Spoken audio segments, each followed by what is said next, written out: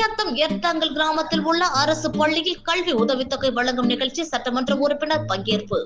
வேலூர் மாவட்டம் குடியாத்தம் ஏர்த்தாங்கல் கிராமத்தில் உள்ள சீட்டுக்குழு சார்பில் வட்டார அளவில் பள்ளிகளில் 10ஆம் வகுப்பு 12ஆம் வகுப்பில் முதல் 3 இடங்களை பெற்ற சுமார் 10 பள்ளிகளைச் சேர்ந்த 76 மாணவ மாணவிகளுக்கு 3 லட்சம் வரை கல்வி உதவித்தொகை வழங்கும் நிகழ்ச்சி ஏர்த்தாங்கல் கிராமத்தில் உள்ள அரசு பள்ளியில் நடைபெற்றது. இதில் ஒன்றிய குழு பெருந்தலைவர் அருண் முரளி தலைமை தாங்கினார். சிறப்பு அழைப்பாளராக குடியாத்தம் சட்டப்பேரவை உறுப்பினர் அமல விஜயன் கலந்து கொண்டு அரசு கல்விக்காக அறிவித்த சலுகைகள் குறித்து பேசினார். மாணவ மாணவிகள் கல்வியில் முதலிடம் பிடித்து சாதனை படைக்க வேண்டும் என்றார். இதனைத் தொடர்ந்து மாணவ மாணவிகளுக்கு கல்வி உதவித்தொகையினை வழங்கினார்.